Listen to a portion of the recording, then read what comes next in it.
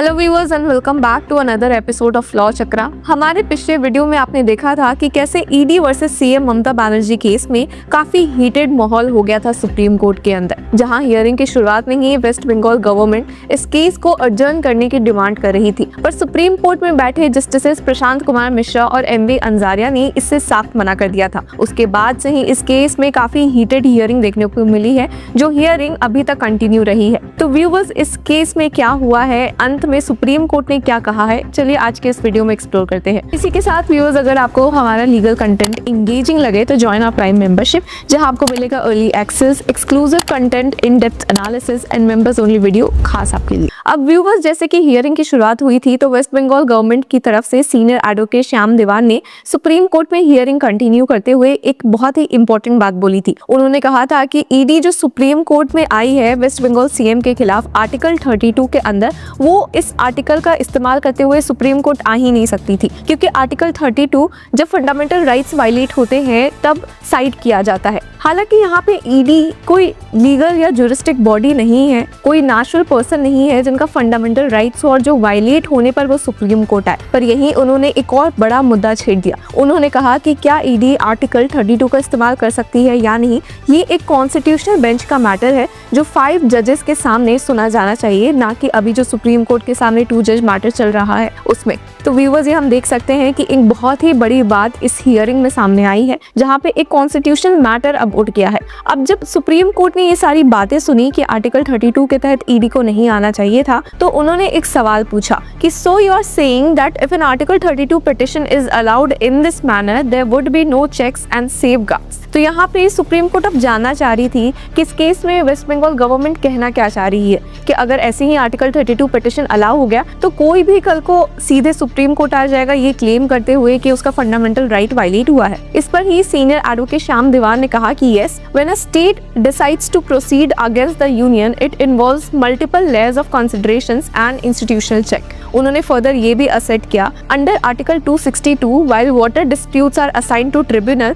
Supreme court के पास फिर भी पावर होता है जुडिशियल रिव्यू करने का। जिसके बाद उन्होंने फर्दर कहा, सुप्रीम कोर्ट के रूल्स के अकॉर्डिंग ही पार्ट 3 जो कि फंडामेंटल राइट से डील करता है, there is a structured procedure for instituting proceedings. यहाँ पे अब सीनियर एडवोकेट श्याम देवान यही कहना चाह रहे थे कि अगर ईडी को प्रॉब्लम थी तो सीधे सुप्रीम कोर्ट नहीं आना चाहिए था, उनके पास और भी तरीके थे, बट वो सुप्रीम कोर्ट सीधे आए, वो भी आर्टिकल 32 का इस्तेमाल करते हुए। वो गलत है, और वो गलत है तो ये पूरा केस ही गलत है। जो पिटिशन उन्होंने फाइल किए वो मेंटेनेबल ही नहीं है। उन्होंने फर्दर बोला कि allowing departments to directly approach courts would bypass these safeguards and could undermine the constitutional framework. जिसके बाद उन्होंने फर्दर ये भी कहा कि अगर वो दूसरे एक्ट्स की भी तरफ देखे, जैसे कि drawing from the SEBI act, जहां पार्लियामेंट ने इंटेंट किया था कि अथॉरिटी सू कर सकती है या सू हो सकती है या नहीं, तो उन्होंने एक बॉडी कॉर्पोरेट बनाया था और एक्सप्रेसली ग्रांट किया था। अब यहाँ पे सीनियर एडवोकेट श्याम देवान का कहना है कि जो ईडी है इस केस में, उसके लिए एक्सप्रेस प्रोविजंस लेजिस्लेचर पार्लियामेंट ने नहीं बनाए हैं कि ये बॉडी सू हो सकती है या नहीं, या ये किसी और को सू कर सकती है या नहीं। उन्होंने बोला कि this is clearly absent in the case of the enforcement directorate. अब यहाँ पर कोर्ट ने बोला कि ईडी एक रेगुलेटरी बॉडी नहीं है। अब उन्होंने सेबी का एग्जाम्पल दिया था, उस वजह से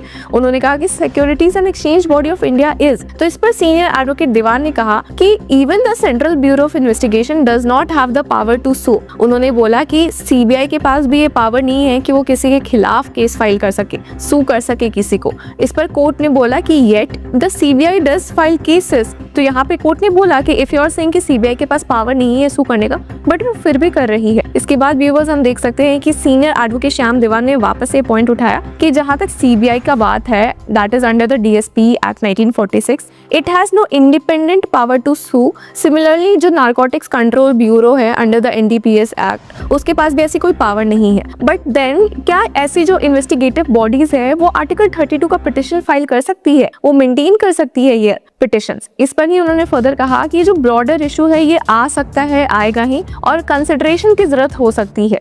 उन्होंने फर्दर बोला कि बहुत सारे स्टैट्यूट्स है, सेंट्रल हो, स्टेट हो, जो बॉडीज कॉर्पोरेट क्रिएट करते हैं, would all of them then be able to file petitions? That's the larger concern. Some statutes expressly create body corporates with the right to sue, like under the Competition Act, TRAI Act and others.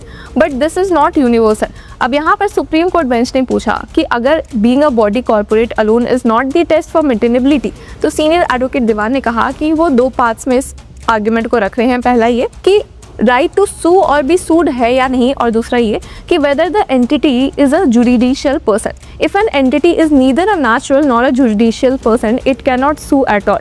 और यहीं पे उनका argument ये है कि ED इसमें से कोई भी नहीं है, तो उनके पास सू करने का पावर आ ही नहीं सकता है। अब यहाँ पर कोर्ट का नेक्स्ट क्वेश्चन उठता है, if being a body corporate is not the test for maintaining an article 32 petition should this argument be retained. तो सीनियर एडवोकेट श्याम दीवान ने यहाँ पे कहा कि जो कोर रिक्वायरमेंट है वो ये है कि एंटिटी एक ज्यूरिस्टिक पर्सन होना चाहिए, जो इस केस में ईडी नहीं है। बट यहाँ पर सुप्रीम कोर्ट ने फिर से बोला कि हम ऐसे जनरलाइज नहीं कर सकते, सिर्फ ज्यूरिस्टिक एंटिटी होना या बॉडी कॉर्पोरेट होने से लोगों को राइट टू सू मिलना सही नहीं रहेगा। जिसके बाद उन्होंने कहा कि अंडर अ स्टैट्यूट में allow one to maintain an article 32 petition. हालांकि सीनियर एडवोकेट श्याम दीवान ने कहा कि वही तो एक सेपरेट इशू है।